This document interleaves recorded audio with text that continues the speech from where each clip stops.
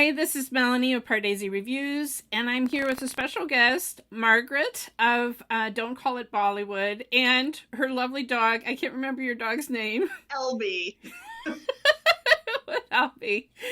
So we're here to discuss DDLJ, Dilwale Dulhania Le Jayenge, which was the movie that started it all for me with Indian cinema because Netflix recommended it to me, and on October 20th this week is the 25th anniversary of its release. This is a film that has played in a theater in Mumbai. It was set a world record. I think it was 20 years straight.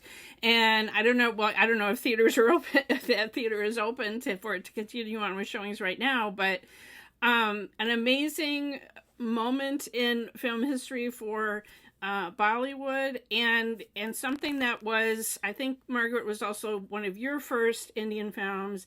It just made me fall in love with not only Shah Rukh Khan, but Indian film. And so it was Netflix that introduced it to me, but when was your first time seeing the film? So when I was in college, I was going to college in Chicago, and my favorite thing to do on weekends, I was already a film person, was to go to the various art theaters and see whatever interesting foreign whatever films they had.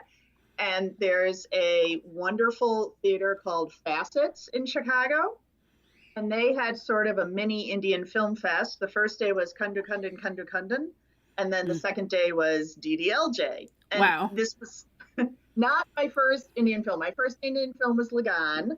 That was actually my first too, yeah. And then after Lagan, my family just randomly saw Rangila. And I liked it. It was fine, but I didn't love it. I saw Kundu Kundan Kundu Kundan on Saturday. And again, it was fine. It was interesting. It was a very good movie that I enjoyed as a movie. And then I went back to see DDLJ on Sunday. And I have to admit, for the first hour, I just found it kind of confusing and slow. And I didn't love it. And then I just got more and more into the film, and I ended up just completely falling in love with the movie. And then that's what started me seriously getting into Indian film. Luckily, I had a lot of Desi friends at the time because I was in college. So I got recommendations from them of all their favorite movies, and they linked me into all the good gossip sites and all of that stuff. And I just kind of went from there. But it all started because I fell in love with DDLJ. And the interesting thing, you said it's the same for you. It wasn't actually the first Indian film either of us saw, but it was the first film we really fell in love with. It makes you fall in love with the movies, not just enjoy them. Right. Yeah, I mean, I did see Lagan just because it was a foreign film Oscar nomination, and I remember this is back when Netflix was only sending you movies through DVDs through the mail. And I watched it, but people today just cannot understand how hard it was to search for like the next thing. You know, it wasn't Netflix recommending to you, oh, you like this, like this. You would like, because once streaming started, it knew I liked romantic films. It knew I liked musicals. So it recommended DDLJ. And then immediately after, I watched Rabni Bani Di Jodi, and that was it. It was a goner. So people on my channel know I'm crazy for Prabhas. I'm crazy for Dulquer. But my first love is Shah Rukh Khan. And, other people had that feeling about Amir Khan, and I did see Lagan, and, I liked him already, but it's not the same. I don't know. It's just not that same visceral reaction that I had to Shah Rukh Khan, and I have to watch everything else this man has done. And you provided me with some of the more obscure DVDs that were hard to find. It was interesting, like you say, watching it again last night. And I was like, my God, you forget sometimes what a jerk he is in the first part of the film. Like, he's so bad. He really has a character arc. And there's lines about, in one of his final speeches to when he's confronting her father and saying, he says, you're right, I'm a wastrel that can never improve. And yet that's exactly what he did over the course of this film, because he started in a place that was not great. I was watching the scene when they first are in that train vestibule together and they're sitting on the floor, and he is just like, all in her personal space, and all, putting his head in her lap and doing all sorts of things that are really kind of cringy right now. And just, I do love, though, that hate to love trope. They start out playing dirty tricks on each other and then gradually come to friendship and love over time. I love that trope when I'm reading, and it's very fun to watch it on film. But you cannot deny Shah Rukh Khan and Kajol have this incredible chemistry together. And I mean, they've had it in other films, but that was my first experience. Like, wow, like, I want more of this, and I want more of those dimples. Yeah, it is interesting. So my interpretation of Shah Rukh's character, similar to yours, it's not so much that he improves over the course of the film as that we see him in different ways. And really the point is, when we're first seeing him with Kajol, those train scenes and so on, that is the worst version of this person, because she's pushing all of his buttons and he's really acting out and trying to get her attention and just being inappropriate. But we've also seen him be nice to his father already. And then, so it's just a well-written character. It doesn't feel like he changes into a whole new person in the second half. It feels like he was always a mixture of good and bad. And in the first half, you're seeing him at his worst. And in the second half, you see him at his best, but they're still the same person.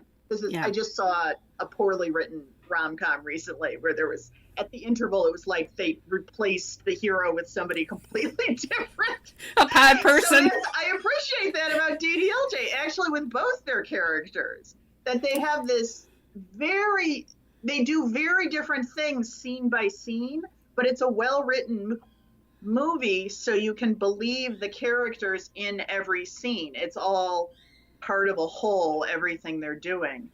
And the amazing thing is, Aditya Chopra, how old was he when he wrote this film? I mean, he was quite young. He was like 23, 24. It was right after his mom made him get his degree before he could go into film. So he barely managed to squeak by with a degree, and then immediately sat down and started working on DDLJ.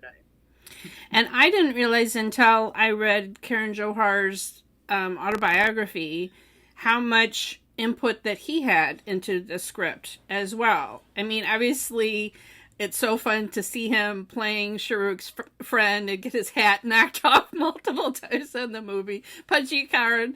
But I did not realize, because he's definitely not listed in the credits that way as a co-script writer. But evidently he did have quite a bit of input in them sitting together and really working through this script and working on these characters. I had sort of heard things like the iconic Harley Davidson leather jacket that Shah Rukh wears. That was Karan's influence in costuming and setting, and that, that part of that makes his character. But I didn't realize, just down to the script level, that they sat and they worked on it together. It's an interesting, if we're talking about script, we have to acknowledge Honey Irani and her controversial claims. So Honey Irani's Farhan and Zoya Akhtar's mother, and ex-wife of Javed Akhtar. So after she and Javed separated, she started writing scripts, often with the Chopras.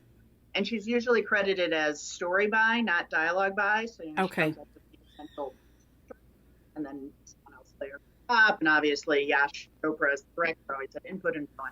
Anyway, she claims that the basic story for DDLJ is something she came up with. So it was her, and Adi took it and ran with it, and then Karan, we now know from his biography, came in and helped with the dialogues and the character touches. The Chopras, that would kind of make sense, because it feels like it's very much from, a lot of it so much is from a girl's point of view. Because I was like, how did this 23-year-old kid really get what a young Indian girl, a young daughter, would be going through, this conflict between, I should say that Chopras completely deny this, and it's caused a split between the two families. And really, I don't know if I've heard anyone besides Honey supporting it beyond that basic, how could a kid write this? But then, of course, the flip side is, if you look at Aditya's credits as a script writer, not as a producer or director, but just as a script writer since then, he just writes amazing scripts. He's written probably half the Yash Raj films of the past 20 years. Wow. Without making a big deal about it. It's just sort of hidden in the credits. So he's just really good at coming up with those kind of stories that everybody has justification, everybody has layers, everybody has a logical character journey, and so on and so forth. Yeah. And I was also thinking so much about, there's mirroring layered in the script. Things that I just hadn't even noticed. There's so many depths to it that rewatching, I can't even count how many times I've seen this film. And yet last night watching it, I saw something new. Every time you watch it, there's some other facet that you notice. And what I noticed last night was that in the scene where Kajol asks her father, begs her to let her go on the month-long Ural Pass trip. Yeah. Her father's response is, "Go, job." It's it's the same language that he finally uses in the closing scene. When she's begging him, "Let me go to Raj, let me go, let me go." And then he says it, which is on my pillow, like, this is how much I love this movie. I have a pillow. So it was just interesting, how it's set up, and the train siren song, how that is so evocative in so many different scenes through the movie. There's just so much. There's so much. One thing I'm interested in, especially since we're talking about the 25th anniversary, there is just a higher quality of filmmaking that seems to have gone away in recent years. I'm talking recent, like the past 15 years, maybe. So things like the mirroring and the dialogue coming back around at the end, and all of that, just someone really took time to make this good. Yeah. I tend to see far more often in older Hindi films in particular. I mean, it was always, obviously, like any film industry, you've got 90% trash and then 10% high quality. But I feel like even the high quality now just does not have that same level of detailed consideration of what they want to put on screen. Yeah. I can't think of a recent movie that I would be able to do what you were just saying, that I would be able to watch over and over and over again, and every time catch a slightly different meaning in a line of dialogue or something like that. It feels like the Hindi film industry, maybe it is the writing. There's been a lot of discussion about how there just are not the writers anymore in Hindi film. For one thing, they're writing in English, which changes how you look at a story and how you look at the dialogue. But they're shorter movies. I don't know. It just feels like there's something lacking to me. And DDLJ was maybe one of the last great, detailed, perfect kind of scripts and movies. Yeah, I mean, it has that stamp. This is a Yash Raj production, right? And I don't know if saying that means the same thing anymore. At the time that this film was made, it was like, his father was giving producer, giving his stamp to his son, and it still was sort of a continuum. It's like you say, it's a bridge, like, from what had come before, those classic films that they, Yash had done, and now I don't know if their production house has the same cachet. I agree with you. I'm not sure that I can think of recent films that have, but I mean, this is kind of what was like magic in a bottle. I don't know if you can repeat that, but I can't think of anything else that resonates that way, where you can watch it hundreds of times, and see new things. So, and that's kind of sad. And I remember seeing a director's forum when Karan Johar talking about how script writing is important. I mean, I'm glad that his production house is giving young filmmakers a chance to, get their chance and direct films. But I mean, like, I just saw Kennywood's Sonny. Like, it's not even. It's like this little throwaway That's romance. the one I was thinking of with it's like the hero's replaced by a pod person halfway through the movie just because they couldn't figure out how to make the plot work. And also, there's no depth to the Guinea character. All I know about her is that she wants a love marriage. I don't know anything else about her. She's not. I felt like she was just like half a character. She wasn't fully fleshed out. That's the kind of thing I think of as basically script rewriting issues. So you've got your story, you've got your song situations, you've got the basic flow, but you got to rewrite the script 4, 5, 6 times before you really get that character motivation and sort of consistency. Yeah. Which that's the other thing with the script. You mentioned Karen's involvement. But there's a lot of, again, this is one of those legendary stories like Honey, I Ronnie. The original concept was Adi wanted to do a true crossover film. So he wanted a white American hero. Famously, he wanted Tom Cruise. And a Desi heroine. And whenever I read this, I always think he didn't really want that. But that was his starting point. Because you always have to start somewhere. And then he just rewrote the script for 6 months. Until he got to exactly what he wanted. And then Karen came in and gave him the speeches and the suggestions and really wrote.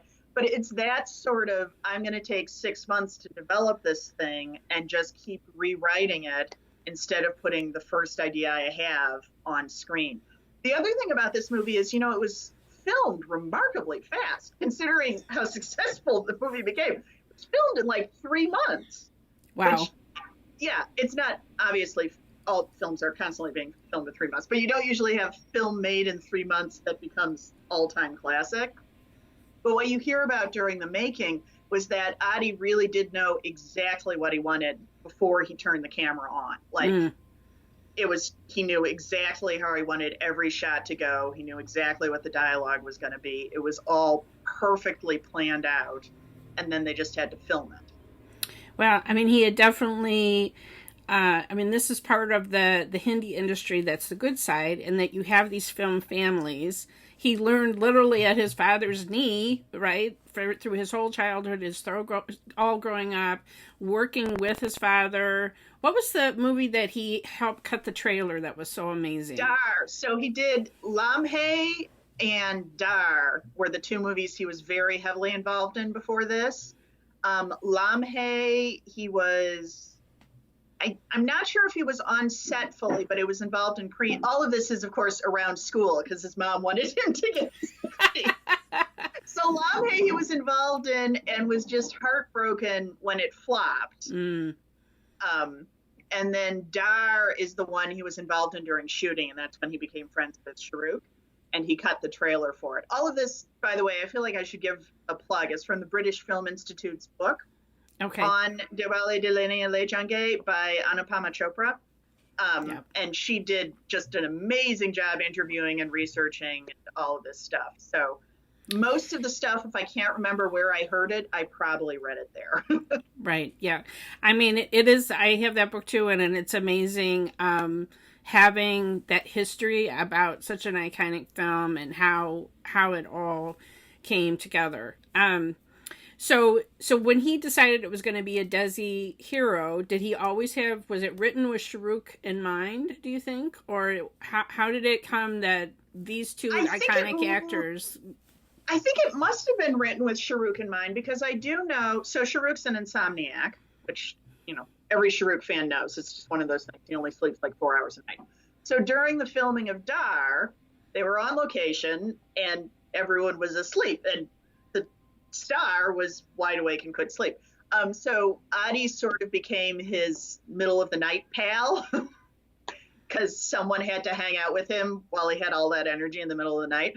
So they became really close friends. They talked through all of this, and he basically made a commitment to do his next movie. And then, of course, this was after he'd already had a couple of successful films with Kajol. So then that was an easy slide in. Amrish Puri was the other slightly unusual one because prior to this, he played father roles, but he was most famous for playing villains. Yeah. So having him play this iconic average father type was a bit of a leap. And then everything else, I think Anupam Kher had worked with Shah Rukh, 3-4 times before this, and close friends with Yash Chopra. So if it was a Yash Raj movie, he was going to be in it. How old was Anupam Kher? Because he seems like he wasn't really that much older than I think he's only 8 years old or something like that. So he would have been not quite 40. Yeah, just the bald hair. Have you heard Walter Brennan from Hollywood? Yeah. There's this random thing, if I'm remembering the story right, he was kicked by a horse and lost all of his teeth when he was like 20-something, which ended up being great because with the false teeth, he just seemed older immediately. Oh. So if you can picture Walter Brennan in your head, he's like Anupam Kher. He started playing wise old man at like age 30 and then kept doing it forever. And Anupam Kher, obviously, he went bald and then that was it. His career was set. Yeah. But Amrish Puri, I think, being known for doing all these villain roles adds this layer to his performance into the movie because you're like, he's going to be the obstacle.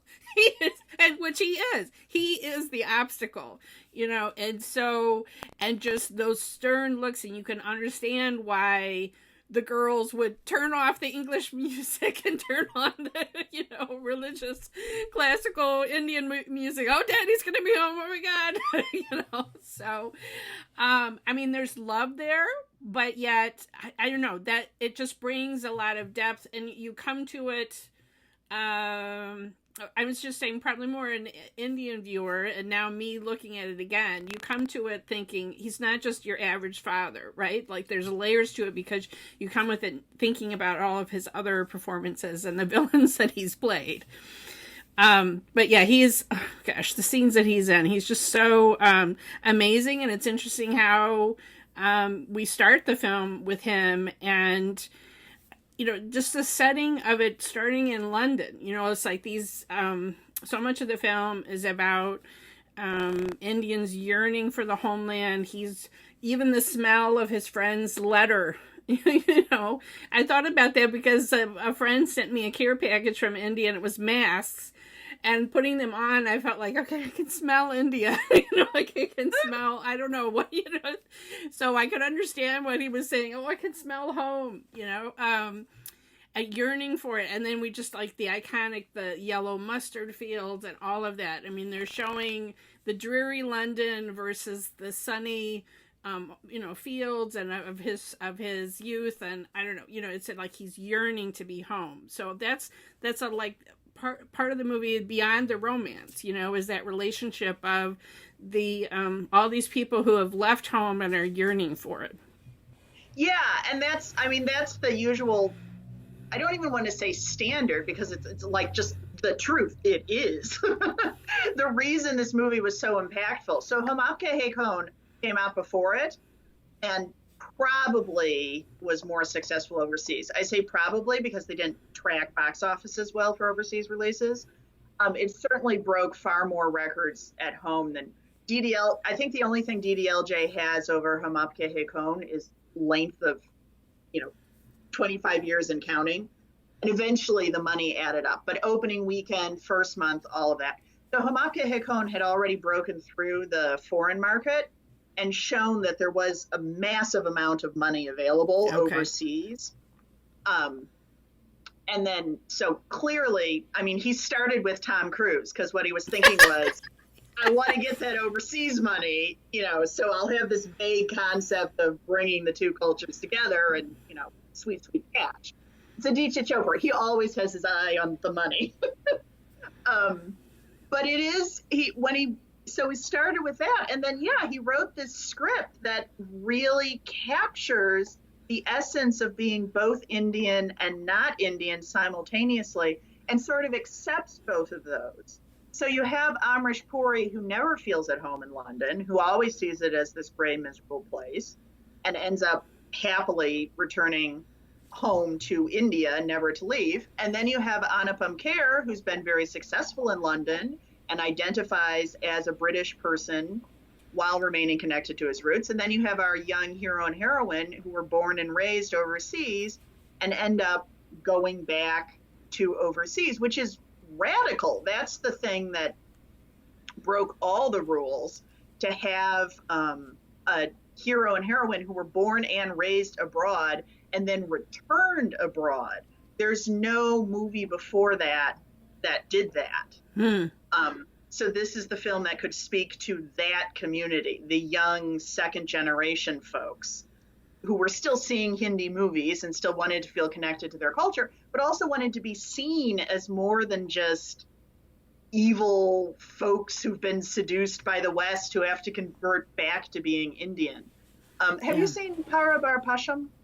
I don't think so. So it's a 1960s movie, and it's the iconic Hindi film version of Overseas. And our hero, whose name is Bharat, so India itself, goes to London for studies and immediately falls in with every stereotype of evil, westernized everything. So there's somebody who's forgotten his traditional wife back home and is sleeping with a white woman and so on and so forth. And then the heroine, Sarabanu, is this iconic blonde wig, short skirt, smoking, drinking, completely ruined Indian womanhood. And they fall in love, and he says, okay, before we get married, you have to come back to India with me. So he brings her back to India. I don't remember exactly. It takes her to a temple, I'm sure, and all of these things. And then she becomes Indian and good again. And that was the Western view. That's the perfect, that set the tone. Well, the movie that I think of, and I don't know where it is in the timeline, is Pardesi, with also starring Shah Rukh Khan. Yeah. That's the one where you have the young, he rescues this Indian girl who, like, the arranged marriage is going to be with this guy who's been seduced by the West, and he drinks and he smokes and, all of that. So, yeah, that was definitely one showing but I think this one was showing, yes, this DDLJ was trying to show, yes, we're second generation, we grew up in London, but we're Desi in our hearts. Yeah. Especially the scene where they're in the hostel and she's woken up after, passing out drunk, and he's teasing her that something may have happened. And then that's like this turning point, because he's like, I know I am Hindustani. I know I would never do that. I would never dream of doing that. How could, even though I just put lipstick all over myself to make you think that, I would never. But, I mean, it's just this, like, no, I understand. And it's just saying, like, I'm Desi in my heart. I know, I have those values still. Yeah. And it's also interesting, now that I think about it, just in terms of, if you think of Aditya Chopra has a 30-year plan and knows he has to convince overseas Indians to keep watching his movies. Also, the ultimate lesson is, I don't even want to say against assimilation, but basically saying you don't have to fully assimilate. Because if you think about it from the American side of things, if I'm an Indian American, I might have this feeling of, well, I shouldn't really be seeing Indian movies anymore. I need to improve my English. I need to, go along to get along. I should be seeing all Hollywood movies. So here's a movie that says, nope, you can have it both ways. Keep seeing our movies. Right.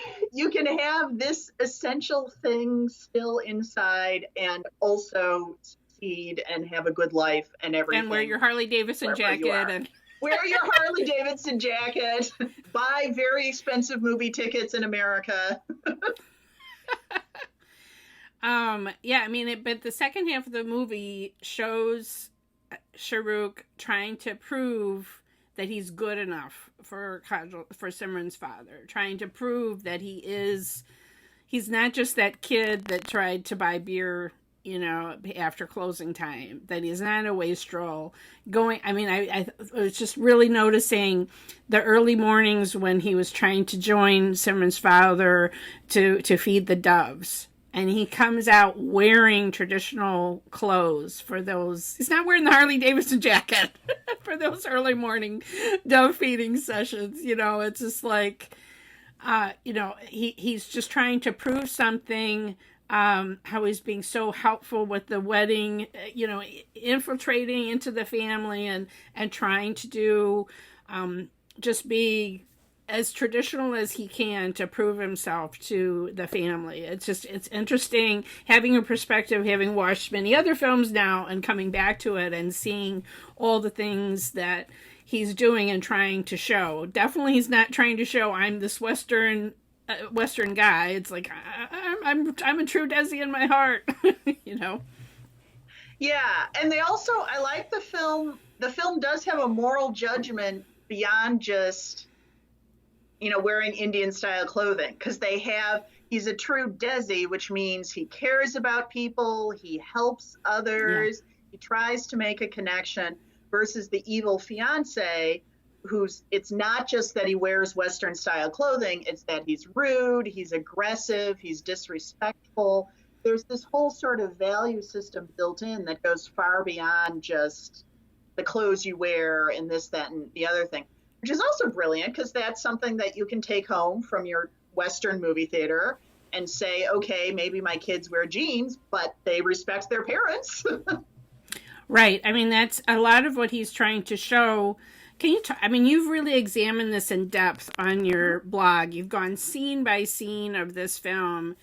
Let's talk about how it's trying to show these values of honoring his honoring the parents, because at so many points you're just like Simran's mother, like take the jewelry and go.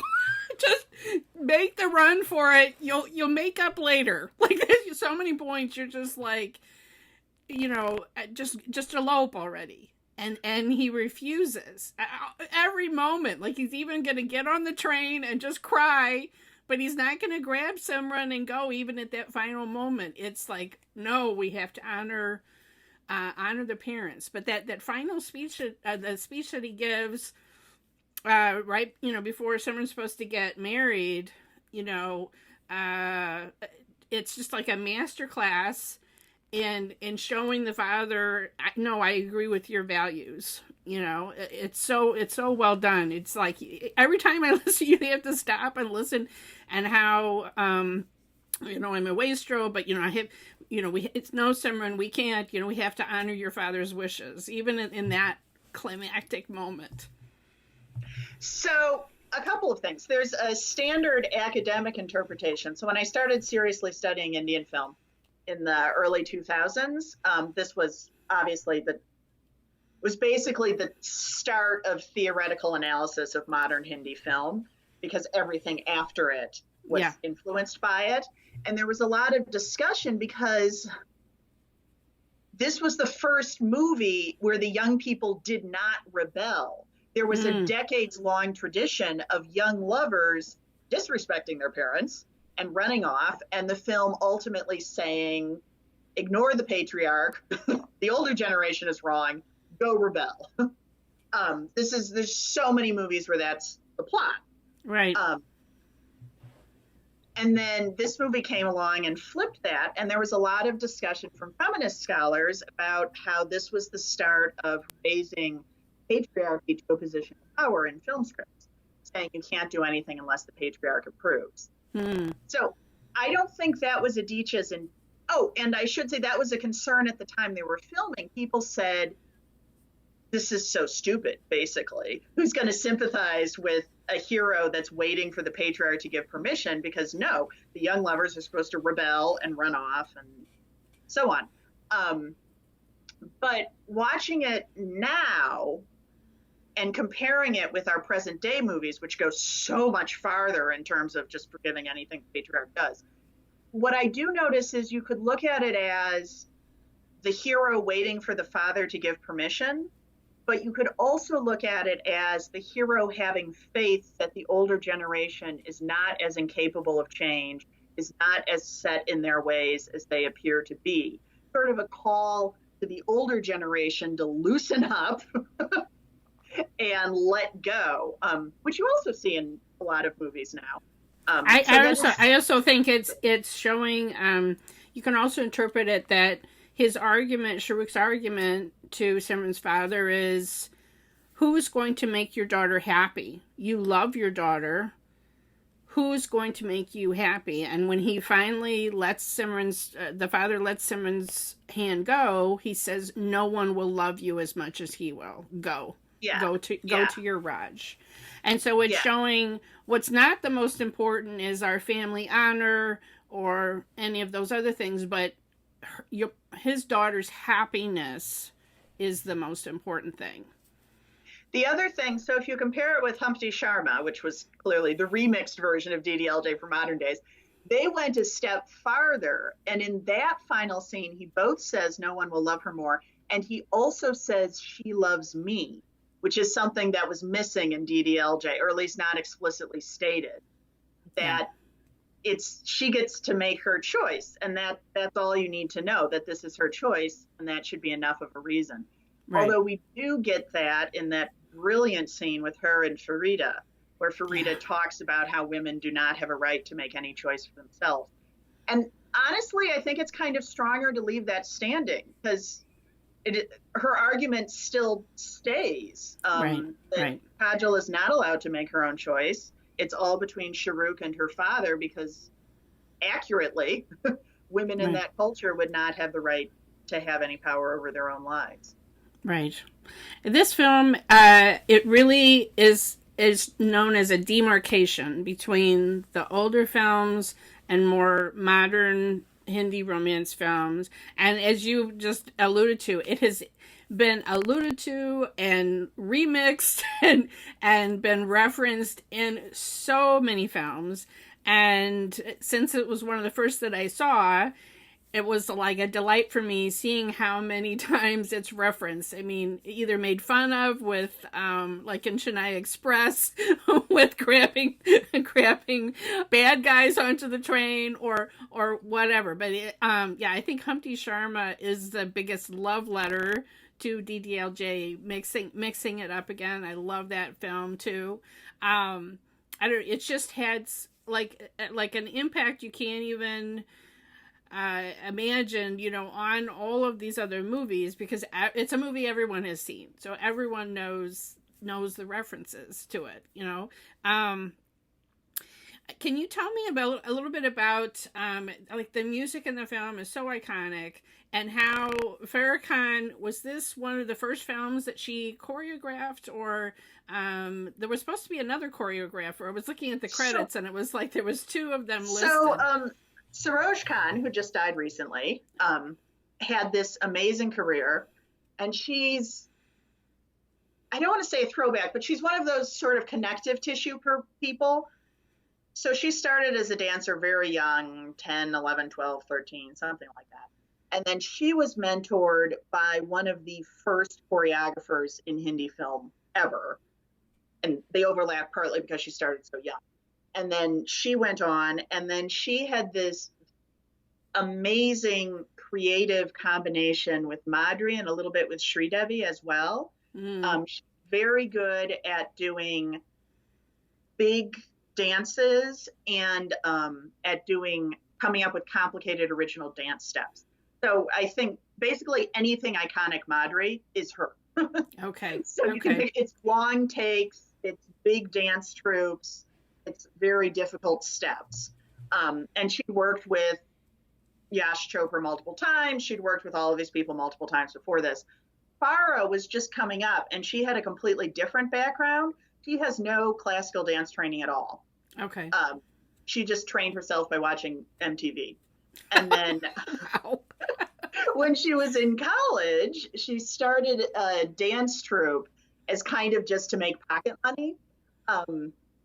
So you can picture the kind of thing. So you'd hire this troupe and they'd come perform at your wedding or your kid's birthday party or whatever. And she came up with these cool modern dance steps and used cool music and all this stuff, and sort of found her way into film from that. She came from a film family, but a lower down film family. Her aunt is Honey Irani, who claims to have written the script for this movie because everyone is related to each other. Anyway, so she came into film kind of sideways, and she already worked with Shah Rukh a couple of times before this, and they really hit it off. Because she had this young, cool, hip sensibility, and he did too. And of course, as we all know, Shah Rukh cannot dance to save his life. So her sort of loosey-goosey, let's just do something that looks cool style was a much better fit for him than Siraj Khan's more, you're going to stay here until you do it perfectly kind of thing. Anyway, so Siraj did most of the songs in the movie, I think. Rukcha O Dil Divana is the one that was definitely Farah. And it was because Siraj was late to filming. So she was late to show up, like days late, if I'm remembering correctly. And they had everything waiting, and they had the song they wanted to use. And last minute, Shah Rukh said, I can call my friend Farah. She's this great up-and-coming choreographer. She can come in and help us out. And I think Adi said or indicated later he wished he'd had her do all the songs because it's such a young movie. Like, everybody behind the scenes was under 25, so young. And Farah just immediately got the vibe they were going for and the feel they wanted. The Rukja song, they were hoping to do full MTV style super cool, but they didn't have enough time. So they instead did just this sort of wacky, almost surreal, catchy, fun thing. But if you look at it, this is what Farah could do well. So you can see all the backup dancers were her troupe probably. So they could just come in and do the kind of steps she wanted them to do. And then Shah Rukh and Kajol are just doing whatever. You mentioned there's this moment when he grabbed her. Yeah, she's wearing a backless halter dress. Yeah. And he does this kind of sweep down her back and then grabs her hand. Part of my interpretation, having heard backstage stuff, is there's a good chance that was just the only way to get the move right. Because if you do it like that, she's going to stop and freeze on the beat the way Farah wants her to. And then he can swing around and do the dance. If you watch Rukja, Kajol doesn't actually have that much to do. No, she doesn't. It's mostly really. Shah Rukh. Yeah, the slow clap. Yeah. So if you think of it as, okay, this is a song we have to throw together in like 3 days. You've got Shah Rukh doing most of the hard work, the dancers following him, and then Kajol being manhandled, partly just so the dance will work. Yeah. And famously, the very final moment when Shah Rukh drops her, Aditya told him to do that, but did not tell Kajol that was going to happen. And so the look of WTF on her face. Yes. And I'm sure you've seen this before. In Bazagar, their last movie together, they'd done a lot of similar stuff. I don't know if Farah was working on that song or not. So I think there was just an awareness that the Kajol reaction is going to be a lot better if it's unrehearsed, if the other person is just doing this stuff and getting her reaction. Anyway, yes, so 2 choreographers. Personally, I think it's really cool. So Mendi Laga Karakana, the big wedding song, is a classic Siraj Khan song. Okay. All of these dancers, all of his complicated moves and stuff. I think it adds a sort of tension to the movie to have this balance of the Farah style, simple, wacky, modern, with the Siraj style, very detailed, very precise. I think it's better than if it was all Farah.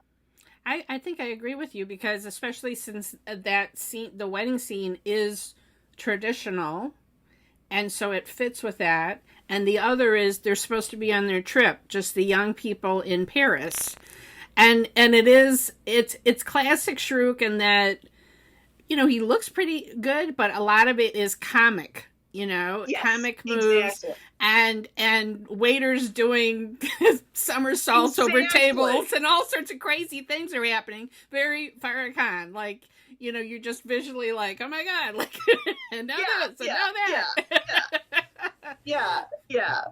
So yeah, I And agree with you. I think it's a good fit to have yeah. both talents in the movie, because it's different moves and different moods in different parts of the film. And there is something else that I've heard about the making of, sort of combined with that. So you've got this very young Manish Malhotra. This is one of the first movies he designed for. Karan helped with dialogue, all of this stuff. But Yash Chopra was the producer, and he was on set. And there were a few other people of Yash's generation involved. So again, you have this nice mix of, it's a young voice. It's a very young voice coming through, but it's tempered by mature experience and knowledge that's making it come across better.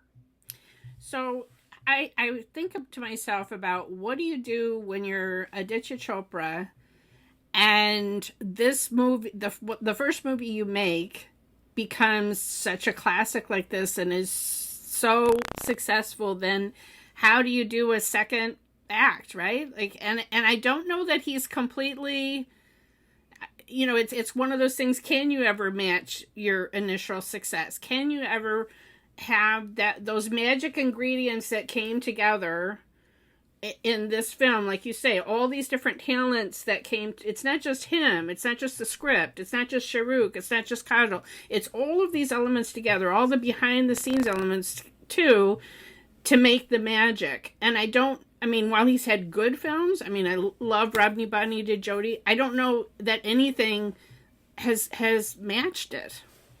So the way I think of it is, if you're Aditya Chopra, you make this movie, it's a big hit, you go, thank goodness I don't have to make another movie again. I can focus on what I really care about, which is elaborate behind the scenes machinations of the Hindi film industry. Because he doesn't just sit around between movies. He went straight from DDLJ to building up his vision for where he wanted to take his dad's studio, and hand selecting directors, scripts, writing most of the scripts, as I mentioned. Yash Raj launched their DVD division, it must have been in the late 90s, so that would just be 4 years or so. And they built their formal studio, the studio itself, the physical building, also in that same era. So yeah, he was busy between DDLJ and Mohabbatain. Oh, and he launched the distribution wing.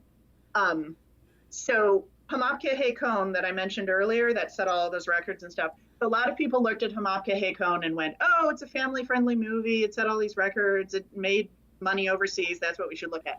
What Aditya Chopra looked at was, wait a minute, the producers also had the distribution rights, and they're making money hand over fist. So he launched the Yash Raj Distribution Company pretty darn quick, because he wanted that structure for his studio as well.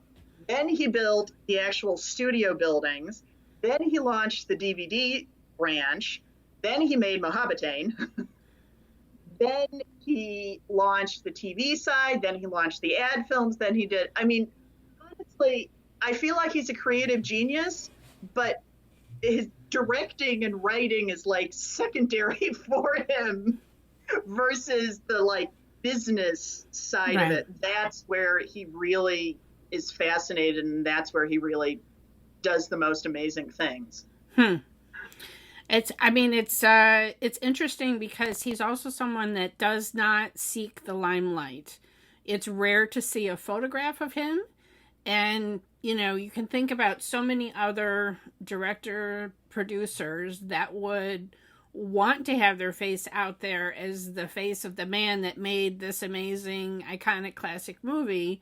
But no, he what I love about him is he likes to go first day, first show to movies, and so he wants to be anonymous. He wants to be able to go and keep his finger on the pulse of how audiences are reacting to movies. He wants to go see them in the theater with other people, and so he didn't want his face shown, which is, it's really kind of amazing. Yeah, and it's also, it's a power move. If you think Yash Raj, you think Yash Chopra, because he's so friendly and everyone loved him, and his face was everywhere, and he's awesome. You don't think about the guy behind the curtain who's pulling all the strings. It gave him a lot of flexibility, and if he didn't there's lots of stories that I only know half the story because he made sure the whole story didn't get out. There was something about Disney wanted to buy YRF, and Aditya turned them down. This is right before they bought UTV instead. There's something about him buying out his uncle's company, B.R. Chopra Films, to help out that family when they were about to go bankrupt. Don't know the full story on that. He does a lot of things that we don't really know everything about. And again, just writing the scripts. He's not going around saying, oh yeah, I wrote the script for War, the biggest blockbuster of last year. Oh, he wrote that script too. Oh yeah. See? It's Hrithik Roshan, it's the director, it's the YRF brand. It's not Aditya Chopra's the guy who actually came up with the idea and wrote the script that the whole thing's built on. Yeah. Wow. Right. I probably saw that in the credits and just had forgotten it because it's not something that he's trumpeting all the time. Yeah. Let's talk a little bit about what this movie meant for Shah Rukh Khan's career and what was like before Shah Rukh and before DDLJ and what it meant after DDLJ. So before DDLJ, he was a guy on the rise. So he, did theater stuff in Delhi, got a shot at a couple of TV shows. TV shows got to be big. TV shows turned into film roles. He was working like you would not believe in his first few years in films.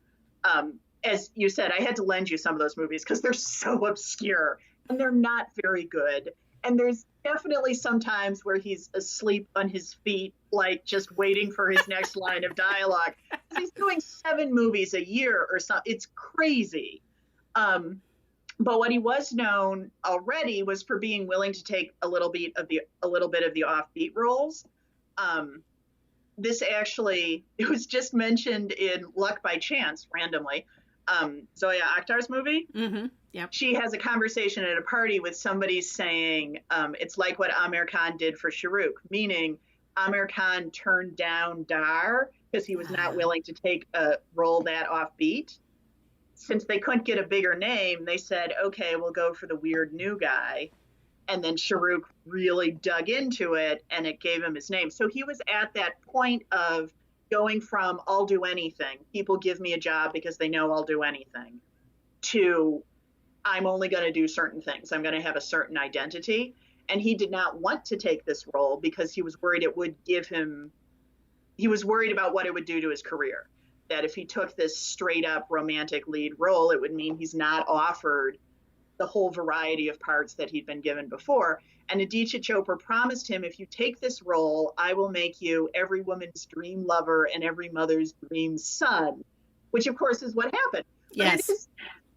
So you see, you have DDLJ, and then you've got a few movies after that were filmed earlier that dribble out. But it's this definite line. We think of Shah Rukh now as locked into this romantic image, but he started out playing villain roles more often than anything else, right? Or secondary leads, or he I know it's like me. It's like me seeing him in DDLJ first, and then going back to seeing him throw women off roofs. I'm like, what? Exactly. Yeah. I mean, everybody else knew him that way first, but for me, going backwards, and I'm like, what just happened? Yeah. And it's also, I mean, it's partly so there are people coming in who are like, oh, wow, this guy's doing something different.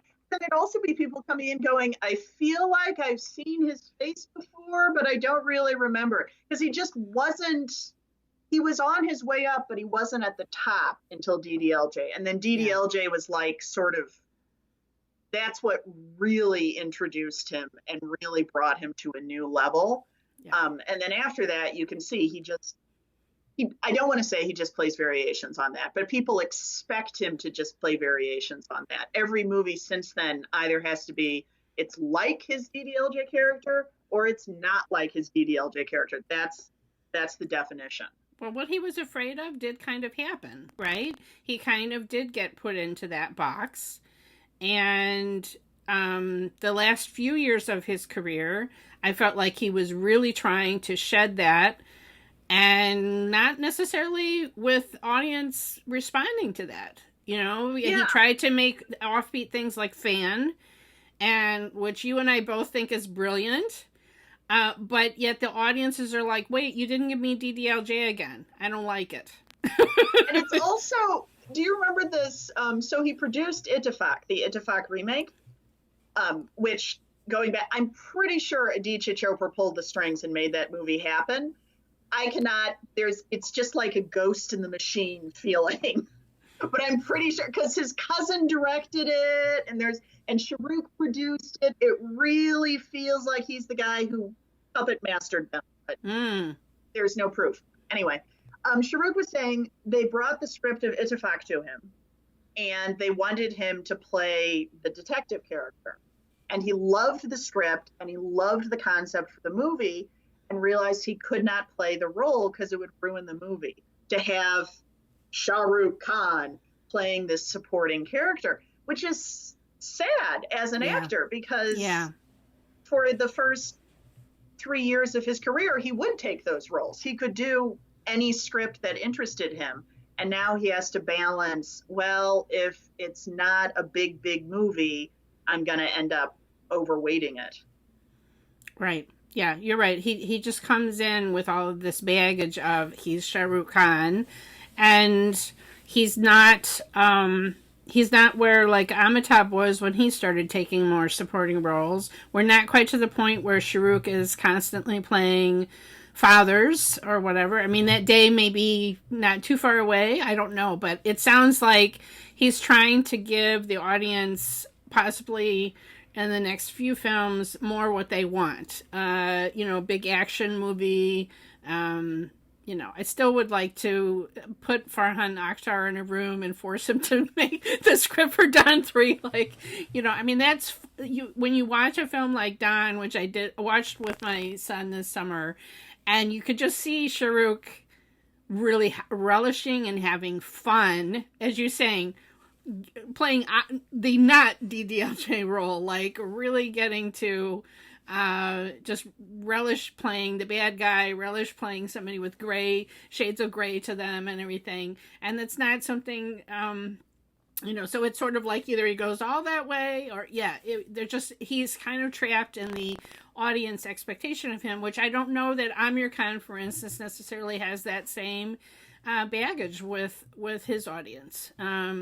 It's a shame, but with it on the other side is all of the fame and the acclaim that Shah Rukh has, right? So it's a devil's bargain that he has struck.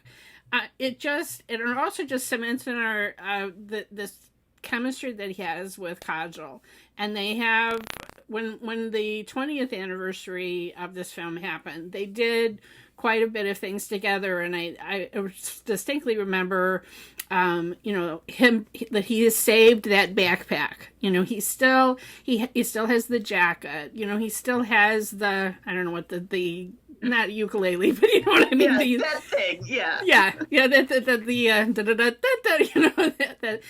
Things that he has saved from this, that he brought out, and then just even when there's not that romantic tension when they're just doing an interview, but they have just this rapport, just if they're having an interview together, just this special magical something chemistry between the two of them.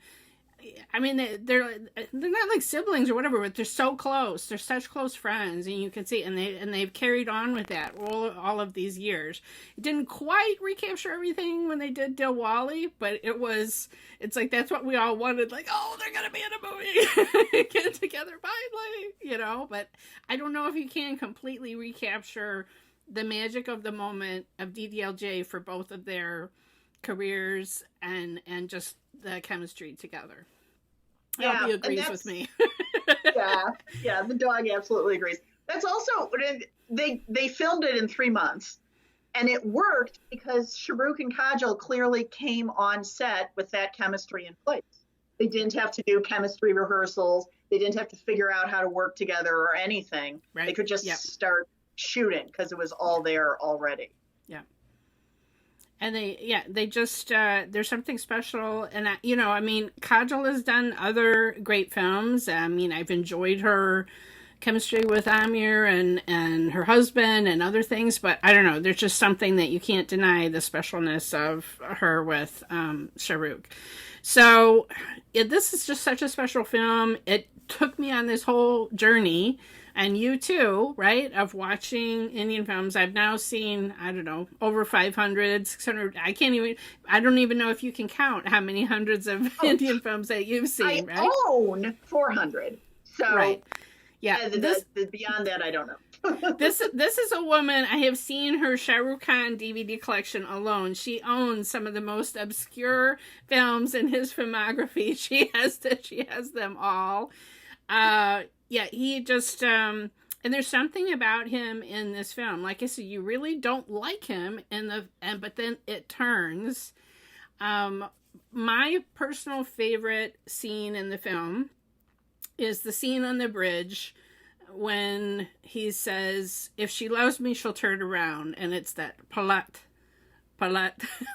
that is my personal favorite scene. But you can't help falling in love with him in this movie and his dimples. I don't know, what is your, it probably changes, like, but do you have one particular scene that's your favorite? So I'm kind of proud of myself because this was my favorite scene, and then I read it up and it's Shah Rukh's favorite scene too. The train station goodbye scene. It's one of those perfect character moments, perfectly played, perfectly written. She asks if he's going to come to the wedding, and he just says no and shakes his head and backs away. Yeah. It's perfect, and he plays it just right. So he's telling her with his eyes how he feels, but he's not saying it. So he has this wistful look. Yes. And this wistful smile. It has to be clear to her in the movie and to the audience what he's communicating to her without saying the words. Because if he said the words, that would be breaking the rules. That would be putting her in an awkward position. And yeah, it's just amazing. I read something somewhere talking about that was he really knew he had something when he did that shot. And then afterwards, I think Yash Chopra was on set that day and came up and congratulated him because it was such a perfect character moment, the way he played it. What, am I remembering correctly? Did he come up with that line? Wasn't there was something different, and then he had some input into that? Or I'm not sure. I could believe that. I know he did with Chotode, same kind of thing. The silent union in the second half. That was Shah Rukh's idea. I don't know if this moment was fully his idea or not. Even if it was, I'm still giving credit to Aditya just because the way it's filmed is perfect. Yeah. The way the camera goes to his face and then her face and then away and then all of that, just that perfect. They had the concept and then they just executed it just the way it had to be done. Yeah, there's so many. You're right. There's a lot of films now where you're not seeing a progression of a character. And this is a character that really, both of them, you see them both grow over the course of the movie. You could say even that the father grows over the course of the movie. And, but yet the essence of both of their characters is still there in the first half. But it's like you see all these subtle things that Shah Rukh does. They're individual small moments, like when the whole group is looking at the photos together and he's going to steal a picture of Simran. And then when she mentions, are you coming to the group? Are you going to come to my wedding? And then he drops, and then he's like, oh, you dropped this picture, like, oh, I shouldn't be hoping for that. I should, just like the smallest little moments that, and it's Aditya writing those moments and filming them. So even though the words aren't said, we know what's in the characters' hearts. We can see how they're feeling. And Shah Rukh and Kajol are both so good at that. And like the bridge scene that is my favorite of he tells Simran how he really feels, but then he makes it a joke because of course everything that Raj does is a joke, right? That's what I was thinking of when you were talking, because they came up with the concept, obviously, for him to tell it, make it a joke, and then have it. But then the way it's played, it's paced just right. So he says it, and then she reacts, and then he turns it into a joke. And it's done just so that we, the audience, can see that he was serious and waiting for her reaction. And also that maybe if he hadn't gotten scared, if he'd given it another minute to land, Yeah. he would have reacted better. But he got scared, and then the moment went away. Right, because then it's a joke, but then he says, what would you do if you fell in love with someone and they fell in love with you? I mean, and then she doesn't have an answer. But in the audience, you're like, or at least I am, screaming at him of give her a minute. Like, right, but then also spooked right but then away also when the she train doesn't whistle. respond. I get, the train whistle that appears in so many scenes. And it, again, I got to go to the train. I'm not going to miss the train again. And then as she's walking around, he mutters, I'd miss it again and again. And then you just like, oh. That's Jub We Met is another riff on DDLJ that even has the heroine say, I feel like I'm missing a train at the end when she's about to pick the wrong guy. Yeah. It's true. It's referenced in so many other films. Yeah, it's just such a classic, and it was so fun to watch it again. On my Letterboxd thing, I say I can't even count. You're supposed to count him. I can't even count how many times I have seen this film. Or it's the kind of film that if you see a scene, you got to sit down and watch more of it. Or or the song videos or whatever. It just takes you back to that feeling, and it's had such a profound impact on my life just because it opened up this entire world of Indian cinema to me. I don't know if in Hindi films I am finding exactly that depth of story. I think maybe more, like Malayalam films that I watch. I feel like they give a care to scripts, but they don't give me necessarily those big dance numbers that I also love, right? It's like right now there is no perfect place where I'm kind of getting all of that in one movie like DDLJ does. So this was an awesome discussion. I knew the perfect person to talk about this film in its 25th anniversary week was you. You have to, I will link in the description. Margaret, did you make it all the way through the end of the film? Like, I can't even remember how much... I think I'm still 20 minutes, half an hour short. I keep slowing down. I'm sure there's a math problem about this. When it started out, I was doing 2,000 words per every 5 minutes. Now I'm doing 2,000 words per every 30 seconds. And as it gets slower and slower, it's going to take me like 100,000 words to get through the last 2 minutes. It's funny, my brother told me that there's evidently a podcast where they actually do go, like, just talk about 2 minutes of a film. And so, 2 minutes by 2 minutes. And you have done that with this film and other ones, like Bahubali. You've also gone through and given an in-depth scene-by-scene analysis. But definitely, this is a film that warrants it because there is so much going on and so much subtlety in each and every little scene. Oh, this was a delightful conversation. You can find Margaret at her blog, Don't Call It Bollywood. I will have the link in the description below. Thank you, Margaret, for joining me for this special 25th anniversary of DDLJ.